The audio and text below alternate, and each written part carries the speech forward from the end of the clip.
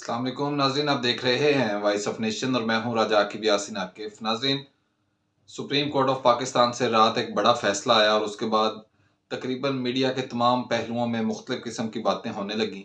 तो सोचा कि इस पे आपके साथ तफसील के साथ बात करें और इसमें क्या मुहर्रिकात थे, काजी साहब के पास यानी सुप्रीम कोर्ट ऑफ पाकिस्तान के पास ऐसे कौन से ऑप्शंस थे जिन पर वो फैसला दे सकते थे, क्या रिलीफ दिया जा सकता था तहरीक इंसाफ को या नहीं दिया जा सकता था, क्या कोई इम्तियाजी सलूक हो रहा है या कि आइन और कानून के मुताबिक सारी बातें हो रही हैं। तो इस पे तफसील के साथ बात करनी है आपके साथ इस व्लॉग में, लेकिन उससे पहले आपसे ये गुजारिश है कि अगर आप चैनल पे न्यू हैं तो चैनल को सब्सक्राइब जरूर कर दीजिए और बेल आइकन को भी प्रेस कर दीजिए।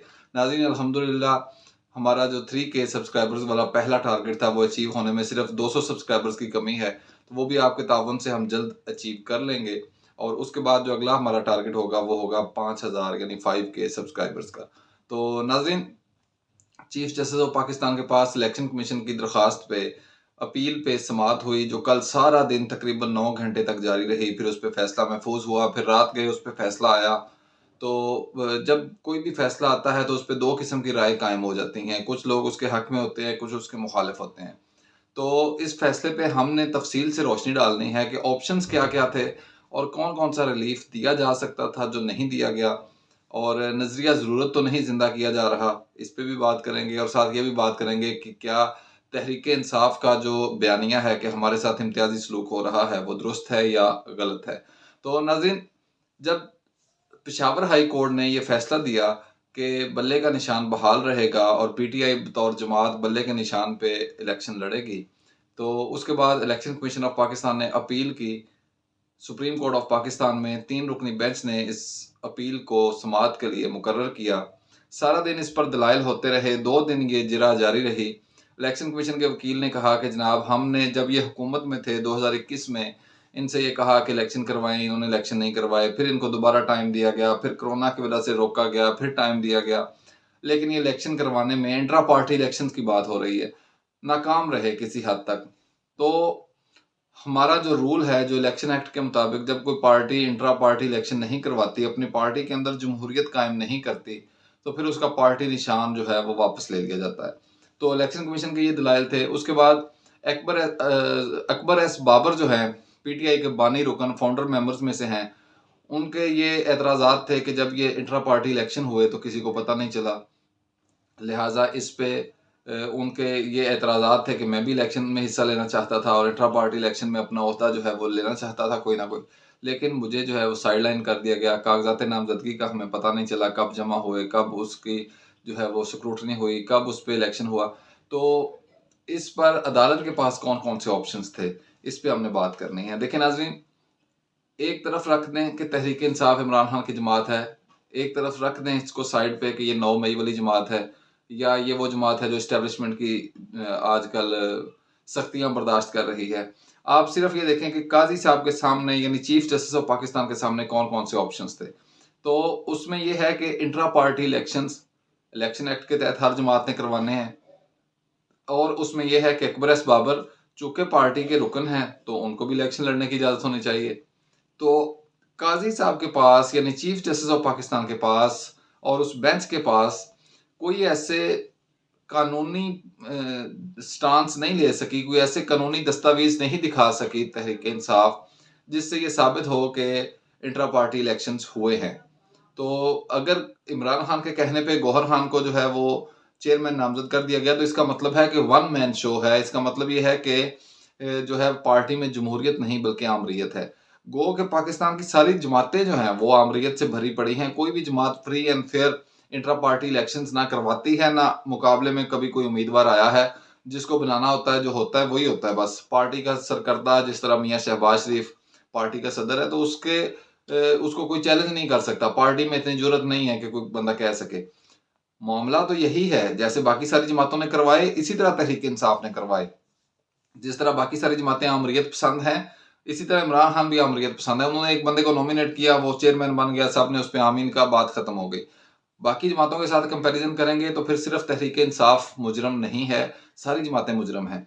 क्योंकि जिस तरह के intra party elections election commission demand करता है, उस तरह के ना तो तहरीक इंसाफ ने करवाए, ना नून लीग ने करवाए, ना पीपल्स पार्टी ने, कोई भी जमात आज तक नहीं करवा सकी। तो होना तो ये चाहिए कि फिर सबके निशानात वापस हों, लेकिन इस पे काजी साहब का क्या रोल है? तो चीफ जस्टिस ऑफ पाकिस्तान के सामने एक पिटीशन एक जमात के बारे में आई, उन्होंने उस जमात के बारे में फैसला करना था, उन्होंने कर दिया।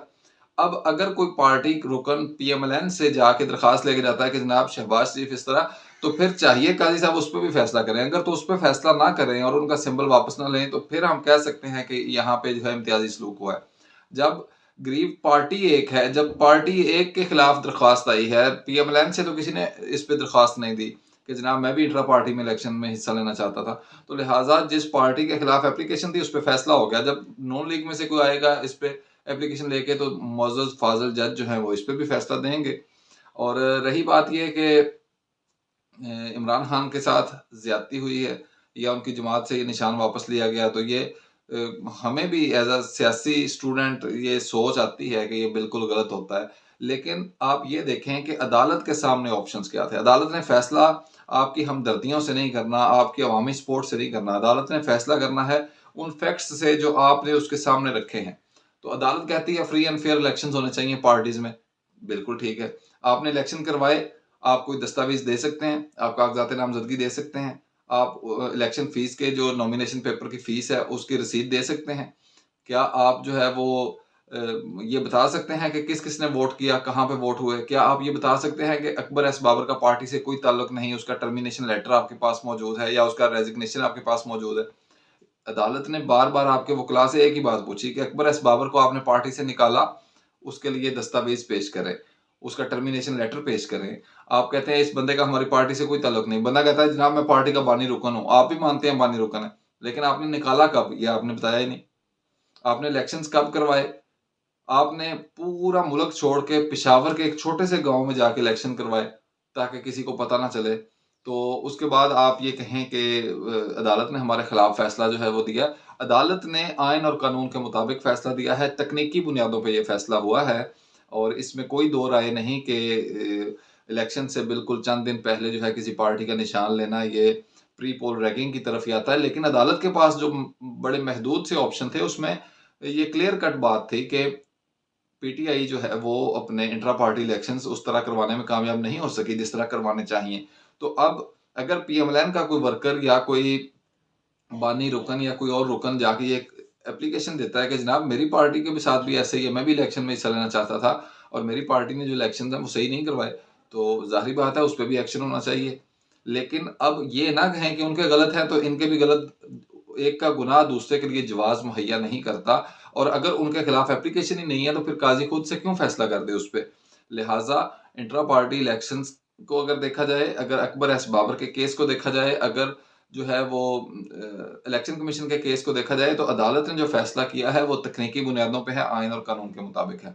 अब दूसरी बात ये थी कि अगर इंट्रा पार्टी इलेक्शंस जैसे भी हुए उसको जुर्माना कर दें, एक सोच ये भी आ रही है जुर्माना वगैरह कर देते, लेकिन जो आई एम सॉरी इलेक्शन का सिंबल वापस ना लेते। तो अगर इलेक्शन का सिंबल वापस ना लेते इसका मतलब है नजरिया जरूरत को ईजाद करते, क्योंकि इलेक्शन एक्ट में तो लिखा है कि एक पार्टी इंट्रा पार्टी इलेक्शन सही तरह परफॉर्म नहीं करते तो उसका सिंबल वापस ले लिया जाएगा। अब ये साबित हो गया और ये मुंह से मान रहे हैं वकला के ये सही साबित नहीं होते, हमने इलेक्शन जो है वो जल्दबाजी में करवाए, ऐसे करवाए।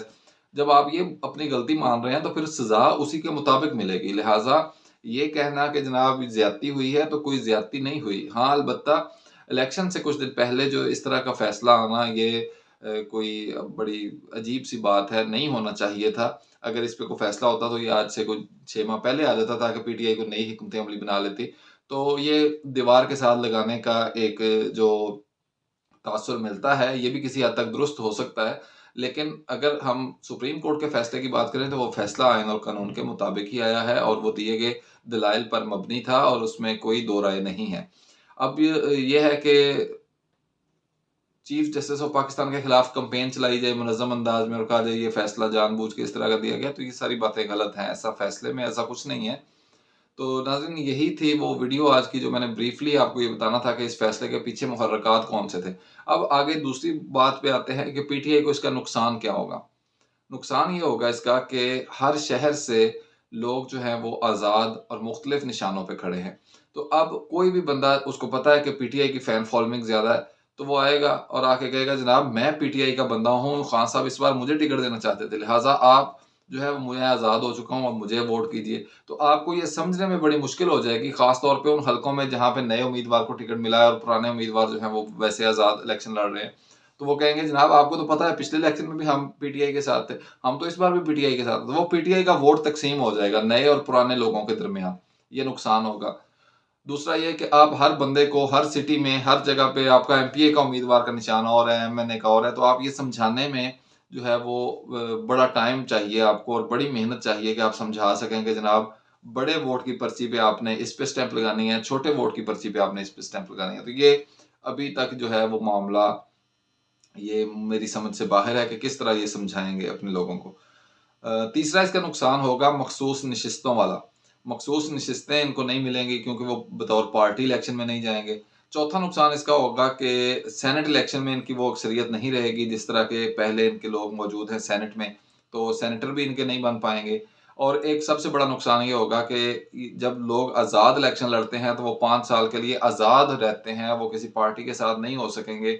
चूँकि पीटीआई बतौर जमात होगी नहीं, तो अगर वो अपने आप को आज़ाद शो कर देते हैं असेंबली में, तो फिर ये है कि हर किस्म के माहौल में वो हुकूमत का साथ भी दे सकते हैं और तहरीक इंसाफ के हाथ से निकल सकते हैं। तो तहरीक इंसाफ एक बेहतरीन अपोज़िशन का किरदार भी अदा नहीं कर पाएगी। तो आने वाले 5 साल इसी तरह गुज़रेंगे मुल्क पाकिस्तान के, अल्लाह पाक रहम फरमाए मुल्क पाकिस्तान पे। और बातें जो हैं वो तकरीबन रात के फ़ैसले से जो रिलेटेड थी वो सारी आपसे कर दी हैं। रिक्वेस्ट यही है कि चैनल को सब्सक्राइब कर दीजिए और बेल आइकन को भी प्रेस कर दीजिए। नाज़रीन कमेंट सेक्शन में ज़रूर बताइए कि आपको ये आज की वीडियो कैसी लगी। आज अभी के लिए इतना ही, इजाज़त दीजिए। अल्लाह हाफ़िज़।